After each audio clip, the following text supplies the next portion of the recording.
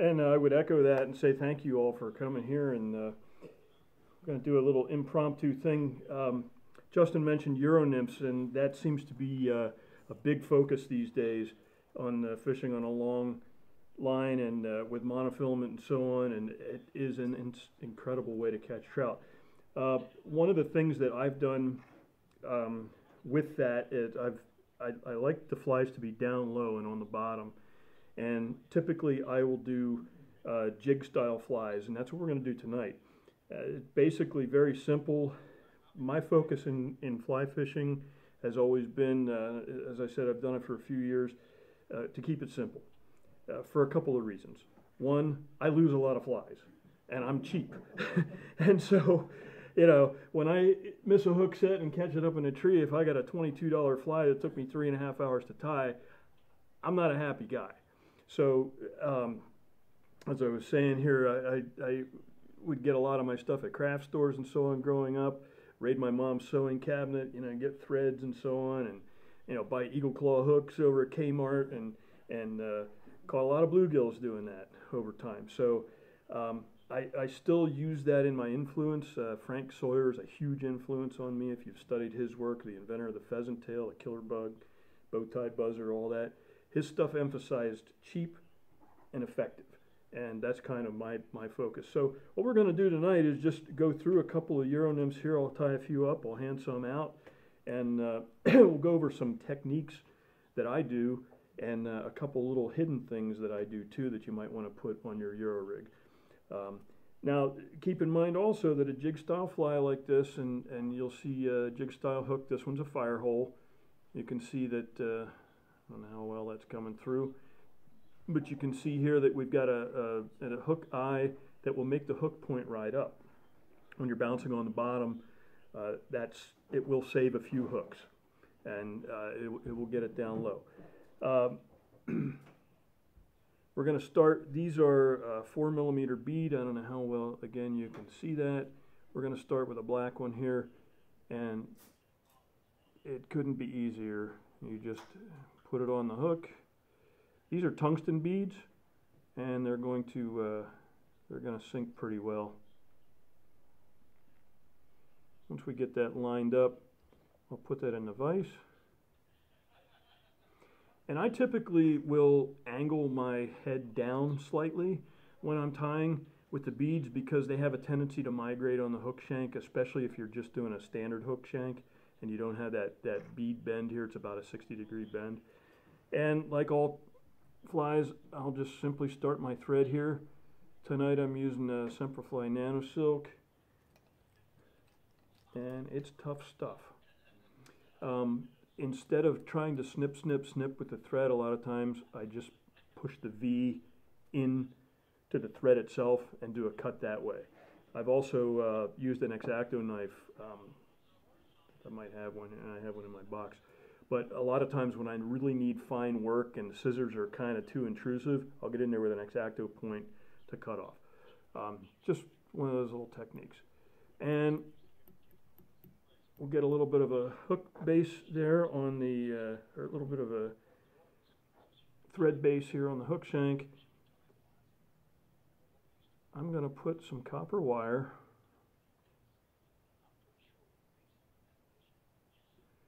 along the top. And the reason I do that is, remember that this fly is going to be upside down. So I want to concentrate as much weight as possible on the top of the hook so that when it's inverted, it's going to help it to ride a little bit like that. I'll put that out of the way. One of the things that I really like, anybody remember Gary LaFontaine's book on caddisflies when he talked about his use of Antron yarn for all of his pupa pattern and so on? I love Antron, and I was able to still find some from back in the day that I still had stockpiled. And I'm finding that I don't need a whole lot of flash and pizzazz on a fly, but I'm going to use this as a tail just to kind of act as a little bit of a hot spot. I'm just going to put a little bit on there.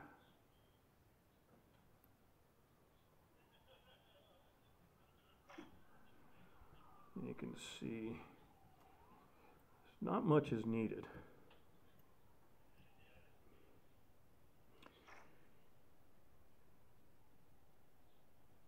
I tend to be kind of lazy too, and when you're dubbing and you have a squirrel skin or a rabbit skin and you snip and you weed stuff out and get rid of the guard hairs and all that sort of thing and find the fluffy kind of stuff that you need for dubbing and then dub it on the hook and then do it and then have to undo it and back again, it takes a lot of time. One of the exciting new products that I've had from Semperfli, again, this is called Quick Dub. You see it on a spool like this, if I don't drop it. Comes in several different colors, and it is very similar to like an Angora yarn, but the difference is that it's twisted very tightly, and you can see a lot of stray fibers there, which you can twist up. But they've done the dubbing for you, and so in a fly like this, I'm going to take generally 2 inches or so, and on my desk I have a sewing mat that has the inches and so on, square inches. I find it's really handy if I'm doing production work. If I'm doing, 20 dozen of something, I'll pre-cut everything. And if it takes 2.5 inches, I'll cut 20 2.5 inch pieces of whatever, lay them out and do an assembly line. But we're not doing that tonight, and frankly, I don't do that much anymore myself. So we're going to get that started here. I like a soft loop. Bring that right back to the back. And I'm a big half hitch guy. I tend to anchor things with half hitches. I've had thread break. Now the nice thing about the Nano silk and the gel spun threads is they don't break very much, but they will fray. And in the wintertime I get these sandpaper fingers that when you're doing delicate stuff like this, and I can fray the stuff, so that will lead to it. Then I will just simply wrap this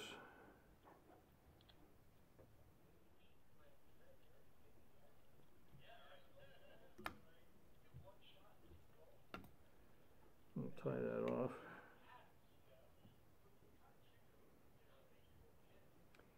One of the things my dad always yelled at me about when I was at the Vice is you get too much thread out, and I still do that. Manage your gear. Now what we have here is a slim abdomen. We've got a little puff of a tail there. I'm going to use a bodkin here as a pointer, that you can see that will just kind of add to that effect of air bubbles and so on that you see.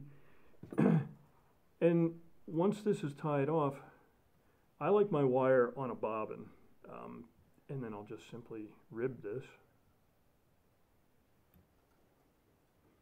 We're using a copper wire here.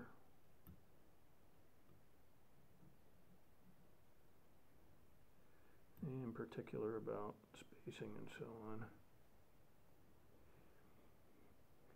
This is a 0.2 millimeter wire. There are several different thicknesses that Semperfli makes, Uniwire, there's a lot of different manufacturers and so on. And you can bring that forward and it'll even kind of anchor the bead into place. I'll do a half hitch and then break it off.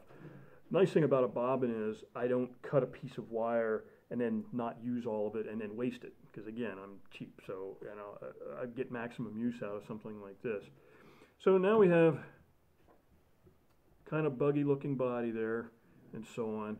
And then to suggest legs, the biggest thing that I've really started to like using is the Straggle string here from Semperfli. You can see there's a number of different colors here. It comes on a spool. This is very similar to an Estaz. It's very, very short legs. It's got a little bit of fluff in between it. 2 or 3 turns of that, and wow. The nice thing is, being synthetic, it is waterproof, so you can use it for dry flies, but it also stinks like a stone and traps some of those air bubbles with it. So you actually have some of that look of nymph pupas, that sort of things, that when they are rising to the top at the end, if you like to swing your flies, it'll suggest that hatching fly and the gases that LaFontaine talked about, and it's generally well known. I'm going to get a color coordinated thing here. We're going to go with an olive. That's a look at it there.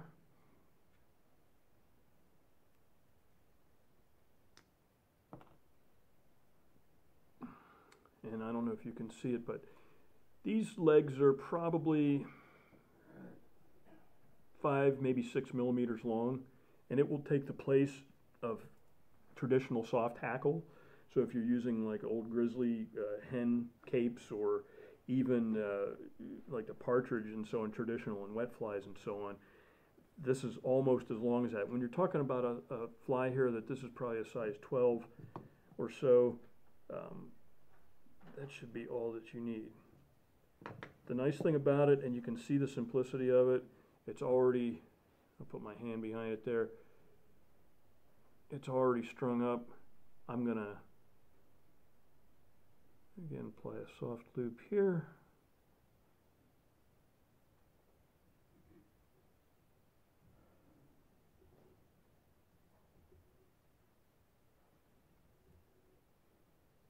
And don't be afraid to go a little crazy. This is called straggle string or straggle legs. There's 2 different lengths. The legs are a little bit longer and a little bit buggier.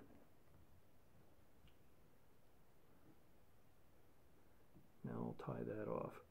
Now the nice thing about synthetics is I'm not really going to trim any loose stuff off of there, because it'll fray and kind of come undone, but it's still secured on there, and you still have a lot of motion in the water. And I've tied that off. I'm a big manipulator of material. Once you have it on the hook shank, once you actually have it to where you want it, sometimes you have to kind of stroke it and pull it and get it to behave the way you want it to. So I'm pulling all this back right now. I'm going to build up a little bit of a head, and then I'm just going to whip finish. 2, 3, 4, 5. And you can pull it and do it that way if you want, or you can. So what do we have here? We have a Euro Nymph with the legs. Next one, we're going to use a copper bead, and we're going to do the same thing. This is, again, a FIREHOLE jig hook, as you can see here. And these are a slotted tungsten bead. This is a 3.5 millimeter, I think. Once again, we're gonna put a Semperfli Nano silk here, and we're just gonna spin that back. And again, instead of snipping, I'm just gonna run the V right there and cut it right off. Now this one I'll do in a little bit different order. I'll put the tail on first, and then I'll go back, because I'm going to do this one a little bit thicker than the first one. I'm going to make it a little bit fatter. Again, I'm going to use the orange Antron, but don't be afraid to experiment here. You can use boar bristles, you can use goose biots, you can use, old soft hackle, partridge fibers, whatever you really want to dig up. The tail's not important. It's just the fact that there is one is important. So I'm going to separate out some of this Antron here in the orange, as you can see there, and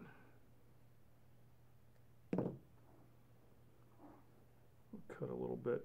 Now, when you have a straight cut, and that came straight off of there, you can stagger these fibers a little bit. So I'm pulling that out, and you can see that there's some a little bit longer than the other. And I'm going to just lay it on top of here. And this sort of does a dual purpose here. It gives a little more bulk to the nymph, and it also suggests an extended body. So, a lot of guys do their trailing shucks and so on, and you can trim that, kind of shape that up there a little bit. You could fold it over and double it up if you want. I'm just going to get rid of that. Bring that up. So now we have a little bit of a tail to grab their attention. I'm going to bring back up to the front here. Copper wire again. And you can actually put that in the slot there on top if you want. And keep that right on top of the hook shank.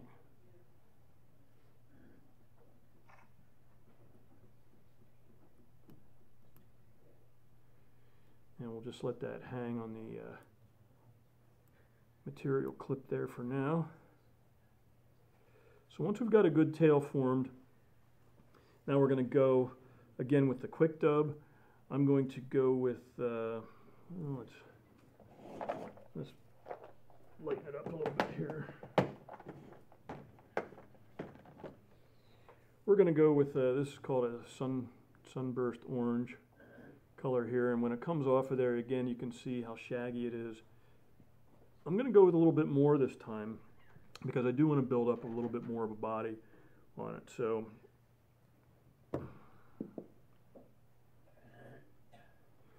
the nice thing about this stuff is it's twisted so tightly that it won't come unraveled unless you want it to.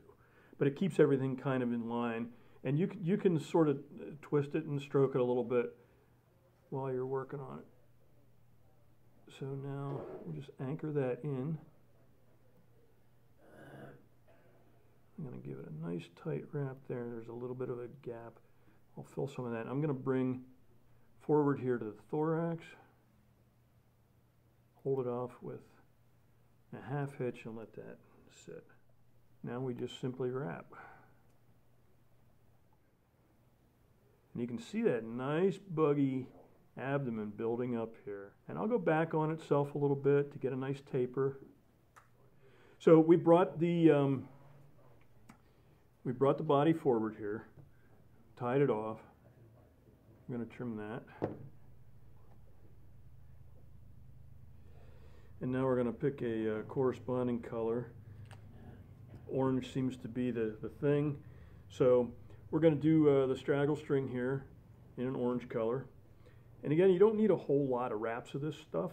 And it kind of gets a mind of its own and gets out there. This is considerably shorter when you look than the straggle legs that I had for the last fly. Okay, so we're going to, again, we're looking at bulk with this one. We're making it a little bit bulkier than before. So about 2 inches is usually all you need. And there is a grain to this. I don't know if you can see it or not. The fibers tend to go in a certain direction, sort of like a hackle. So what I try to do is tie that up at the head of that and tie away from it so that we get good flaring once we get that wrapped around. So for this, here's another old technique. If you don't like the soft loop, which is the one where you grab everything and you grab the thread all at the same time, you can shove this stuff up underneath there and get it on the wraparound. So put it right here, it catches it. And I don't have to trim it because look, I've already got a leg right here. If you can look, if you can see that. All right, so I'm just gonna sort of advance that thread. So now we're going to do, and I'm manipulating these fibers to the rear. You can see that as I'm pushing this through. And then they start to pop.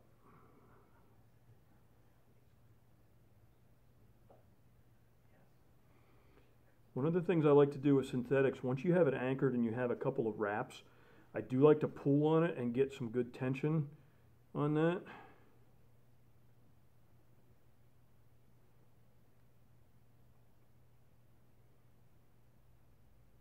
Giving that a little tug, coming up underneath that.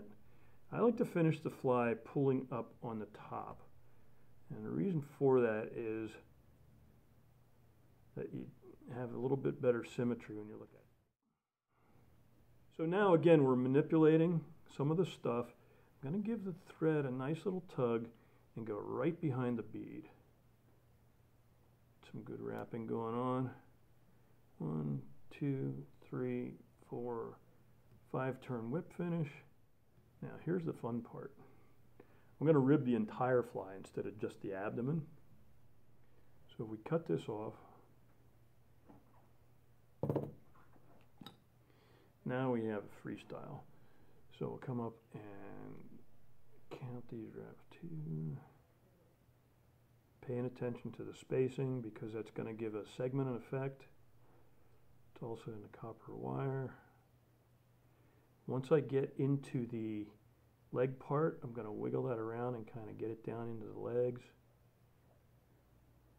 And now we have a copper backing that goes right up to the rib, and you can just half hitch this, pull it down. Again, we're not wasting any wire. And now we've got a nice buggy looking fly. And if that looks a little too buggy for you, don't be afraid to, you can dress it up a little bit if you want.